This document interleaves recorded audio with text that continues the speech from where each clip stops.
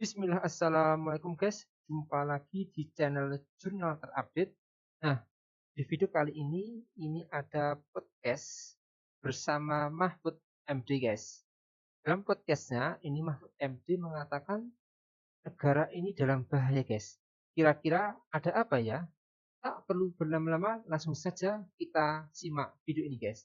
Bismillah.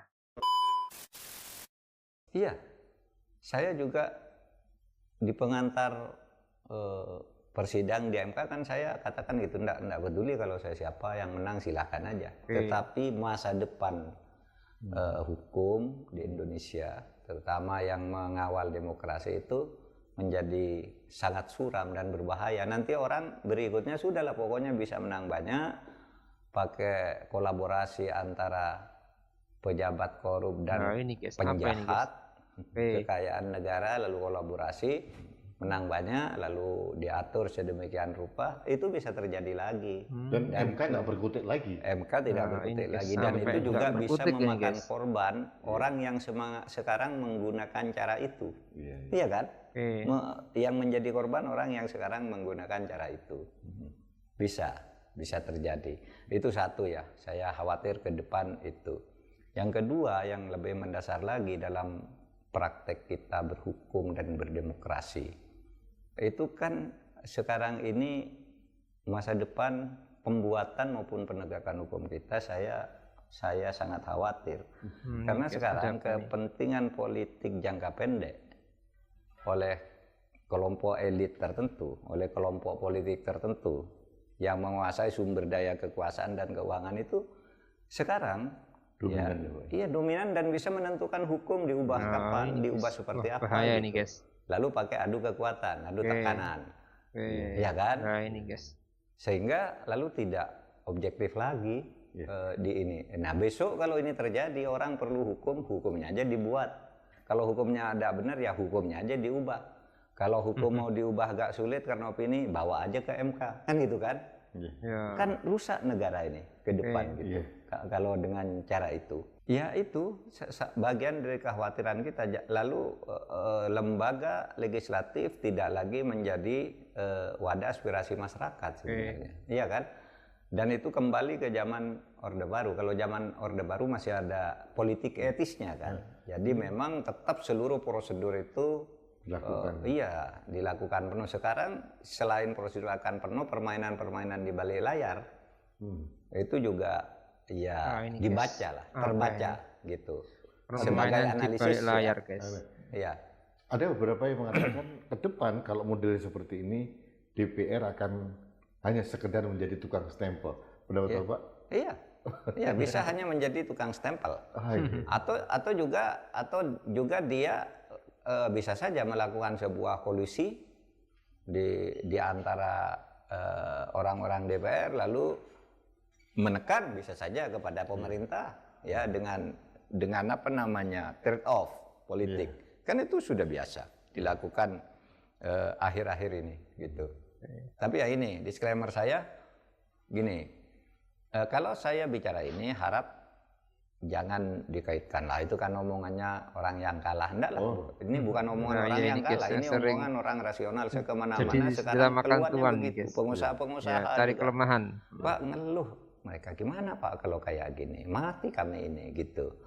Karena apa? Fenomenanya itu kalau kita mau berinvestasi, mau berusaha dengan baik, itu dipersulit, harus bayar. Dengan cara inilah, ini diperlambat lama sekali. Nah kalau bayar dan ketahuan, kami yang dimasukkan ke penjara, dibilang nyogok gitu. Ini yang saya dengar. Dilema betul bagi para pengusaha. Iya, kalau ditanya ke saya, kabinet gendut itu sangat tidak perlu. Karena sebenarnya kalau yang dimaksud semua urusan harus ada yang nangani, kan cukup di tingkat dirjen. Malah kalau saya beberapa kementerian itu bisa disatukan. Ini saya punya pengalaman gini loh Pak. Ada 3 kementerian yang dalam menangani masalah sampai saya selesai menjadi Menko itu sering tidak kompak, yaitu menangani tentang pulau-pulau terluar. Ya kan? 3T. Satu Menteri Agraria, punya kebijakan yang berbeda dengan Menteri Kehutanan, merasa ini juga urusan kehutanan. Lalu ada Menteri Kelautan, ada undang-undang kelautan gitu. Nggak selesai. Kenapa? Padahal ini urusannya kan sederhana. Seumpama menterinya satu kan bisa tuh. Kelautan, ATR, tata ruang dan kehutanan. Kan kalau menurut teori ilmu agraria ini satu induknya. Di dalam teori Venn agraria, agraria itu meliputi tanah, air, dan tanah di bawah air serta udara di atasnya. Nah, kalau menterinya disatukan aja kan bisa diselesaikan. Maksud ada Kementerian Desa dan Daerah Tertinggal kan di situ ada. Nah, ya ada juga ya kan. Itu dibagi-bagi begitu. Sehingga menurut saya ya kabinet seharusnya begini. Saya ikut membahas undang-undang yang sekarang ada itu ya tentang undang-undang kementerian. Itu sebenarnya kan untuk membatasi agar presiden tidak terlalu suka membubarkan dan membentuk kabinet tanpa dibatasi jumlah maupun nomenklaturnya. Kan gitu kan. Jadi ada nomenklatur tetap, ada jabatan tetap, ada yang sifatnya itu bisa berubah-ubah tapi jumlahnya tetap dalam koridor ini. Karena semua urusan sudah akan tertampung di dalam 34 koridor. Nah, dulu kan itu kan dimulai. Kalau Pak Harto dulu agak stabil ya, enggak membentuk-bentuk baru gitu ya. Dan kalau Pak Harto menurut saya zakan kabinet. Iya, zakan kabinet dan stabil ya. Tapi waktu mulai dari Gus Dur kan membubarkan Kementerian Penerangan Sosial, lalu membentuk kementerian baru. Nah itu lalu kemudian terpikir kan, kalau begitu biar pikiran-pikiran untuk mengembangkan dan menata kementerian itu bagus. Maka dibentuklah undang-undang kementerian itu dan 34 kementerian itu diskusinya udah panjang kok sekarang masih mau ditambah lagi gitu. Menurut analisa Bapak ya, latar belakang dari pemerintah maupun dari DPR atau partai-partai itu untuk merubah undang-undang kementerian negara ini objektif untuk kemaslahatan masyarakat atau untuk mengakomodasi kepentingan politik, Pak? Menurut analisa Bapak? Ada dua. Satu bisa objektif kalau dipandang dari alasan yang dikemukakan oleh yang ingin mengubah ini. Ya ini sekarang negara masih perlu banyak gitu ya. Urusan-urusan harus dibagi padahal kan sudah ada bupati, gubernur yang merupakan pelaksana urusan semua kementerian juga sudah ada di gubernur dan bupati dan wali kota gitu. Tapi juga bisa itu subjektif sebagai upaya memenuhi keinginan para anggota koalisi agar semuanya mendapat. Bisa dianggap seperti itu dan saya termasuk yang seperti itu karena saya dulu ikut membahas undang-undang kementerian ini. Iya. Ini kan rencana mau di 39 sampai 40 gitu, Pak. Belum lagi ada menteri muda, wakil menteri. Itu kan beban APBN semakin besar. Beban APBN. Jangan dikira itu tidak beban APBN. Ada bilang enggak itu hanya nambah aja kan orangnya sudah ada daya, enggak juga. Karena pejabat itu kan harus menteri misalnya kan sudah harus punya rumah sendiri, kantor sendiri, dirjen sendiri, deputi sendiri kalau yang kementerian non direktorat kan itu semua pegawai sendiri, fasilitas sendiri, ajudan sendiri, ini sendiri semua. Nambah kan? Itu keuangan negara. Efek domino Pak itu pasti. Iya. Dan kita khawatir apa? Karena sekarang hampir semua kementerian, saya tidak tahu ada kementerian yang tidak terlibat korupsi dari kementerian yang ada sekarang. Kayaknya semuanya sih dari dulu yang mulai paling bersih itu sekarang semua udah terlibat korupsi kementeriannya. Kayaknya. Ini kalau ada lagi nanti terlibat lagi dari 34 jadi 40. Itu yang sering saya katakan. Kalau tanya itu kepada saya rasanya tuh teori-teori untuk memperbaiki itu sudah habis. Semua teori menurut teori ini harus begini udah dipakai enggak laku juga. Teorinya Friedman yuk pakai enggak jalan, teorinya siapa dipakai. Makanya kalau saya itu gimana ya, semuanya menyadari lah secara kolektif ini negara ini sedang menuju sebuah jurang. Yang kalau tidak direm ya tidak akan lama masuk ke akhirnya jurang bisa itu terjadi. gitu. Kalau rusak kayak gini gimana sekarang? Tidak ada yang bisa dipercaya. Lembaga penegak hukum tidak ada yang bisa dipercaya. Tapi ketika orang mengangkat ini juga yang dikritik itu diem aja, tidak melakukan apa-apa, ya kan? Ini kan bahaya gitu ya, negara yang kayak gini. Sehingga saya udah lelah sih sebenarnya itu berteori harus begini, harus begitu. Karena sekarang yang ada ini produk dari teori-teori yang dulu harus begini, harus begitu itu. Iya kan? Beginilah maksud saya. Pada zaman reformasi, satu-satunya cara untuk memperbaiki negara itu teorinya hanya mencabut penyakit utamanya, sumber utamanya itu menjatuhkan Pak Harto, ya kan? Oke. Pak Harto jatuh, wah kurang, harus mengubah konstitusi, amandemen. Wah, masih kacau lagi, ya kan? Kita bentuk partai politik yang banyak biar rakyat bisa ini.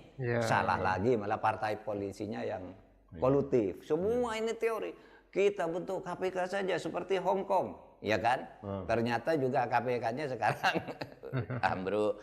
Mahkamah Agung juga begitu. Isi KPK, Komnas HAM, Mahkamah Konstitusi di awal-awalnya kan lumayan lah ya. Tapi lama-lama ikut. Sekarang ini kayak gini semua, gitu. Ya, mari kita aja. Tapi kita harus merawat semangat. Kita ambil posisi yang mungkin kita lakukan. Ya kan, harus berperan semuanya untuk menyelamatkan negara ini. Tapi Pak Prabowo kemarin bilang kalau yang tidak mau gabung jangan ganggu. Ini mengganggu, mengkritisi itu terus mengganggu nggak sih Pak? Ya, saya tidak tahu apa yang dimaksud itu oleh Pak Prabowo gitu. Tapi ya kita tetap aja kritis. Oh iya. Kita harus tetap kritis. Tapi memang negara ini sedang sangat mencemaskan kita. Yang penting tidak hoax, kritis kita mengarah pada satu destruksi yang harus kita cegah bersama-sama. Gimana ini? Saya ulangi lagi. Sekarang ini orang ingin sesuatu, punya target politik tertentu, dibuat hukum agar itu bisa. Iya kan? Lalu direkayasa agar orang setuju terhadap hukum itu. Kalau hukumnya ada, tetapi menghambat keinginan dia, hukumnya dibongkar. Orang dipaksa untuk menerima bongkaran itu. Kalau nggak bisa dibongkar ini, dibawa hukum ini ke Mahkamah Konstitusi agar dibatalkan, agar diuji. Mahkamah Konstitusinya juga ikut begitu. Siapa sekarang? Dan itu bahaya loh kalau hukum begitu-gitu. Kalau ya saya minta maaf, zaman-zaman awal reformasi yang begitu tuh kan tidak ada. Zaman Pak Harto pun tidak sekasar itu, mengubah ini, mengubah itu gitu. Gitu kan? Artinya masyarakat dibawa dulu ke sebuah kondisi, dibuat prakondisi agar pada saat terjadi sesuatu masyarakat mengerti bahwa ini manfaatnya memang diperlukan di dalam situasi yang taruhlah otoritarisme, otoriter di zaman Pak Harto itu. Tapi kalau otoriternya Pak Harto itu kan otoriter terkendali ya. Ingat ya, saya katakan ya Pak Harto aja yang mengendalikan otoriterisme itu, yang lain tidak boleh. Nah sekarang semua otoriter, semua melakukan korupsi lalu berkolusi di sini untuk membuat aturan-aturan yang koruptif, gitu kan? Nah ini kan yang bahaya. Saya ingat teorinya Pak Dias Rasid. Itu katanya kalau korupsi zaman Pak Harto itu terkendali karena apa? APBN tetap dibuat oleh Pak Harto dan DPR secara objektif. Butuhnya ini korupsinya itu terjadi di proyek. Sesudah muncul ke proyek itu ini dikerjakan oleh Jawa itu baru korupsinya muncul. Di sini APBN-nya tertib. Tapi sekarang sebelum APBN ada sudah dipesan. Dikendalikan sebelum itu sudah diatur lebih dulu, ini nanti untuk proyek, untuk ini masuk di APBN. Nah untuk membuktikan ini tidak sulit kan? Orang ada yang baru keluar dari penjara karena main pengolahan rancangan APBN. Ada yang sekarang masih sedang di penjara, baik di legislatif maupun di eksekutif. Sekarang masih banyak ini penjara. Oke guys, sangat-sangat memprihatinkan, merinding mendengar penjelasan dari Prof. Mahfud tadi guys ya. Sebagai rakyat jelata hanya bisa berdoa guys. Tetap mendoakan yang terbaik untuk Indonesia. Dan tetap mendukung siapapun yang sudah menang, yaitu Pak Prabowo. Dan semoga Pak Prabowo bisa mengemban amanah rakyat dengan baik demi kemajuan Indonesia tercinta ini guys. Amin. Saya tetap selalu mendukung Pak Mahfud untuk selalu menyuarakan pemberantasan korupsi di negara Indonesia ini dan mau terus untuk membasmi korupsi. Kalau sudah berjuang dan memang kalah, jangan tinggalkanlah kita semua, Pak Mahfud. Ambil langkah yang bisa diperbaiki dari sisi manapun untuk negeri ini, Pak Mahfud. Mari tetap kita jaga negeri ini sebagai negeri yang demokratis. Prof. Mahfud, kami selalu menantikan buah pemikiran dari Prof. Mahfud untuk Indonesia ke depan. Jangan bosan-bosan untuk menyuarakan kebenaran. Mungkin itu guys yang bisa saya sampaikan hari ini. Bagaimana menurut kalian untuk video ini? Tulis komentarnya di bawah ini ya guys ya. Saya izin pamit dulu. Wassalamualaikum warahmatullahi wabarakatuh.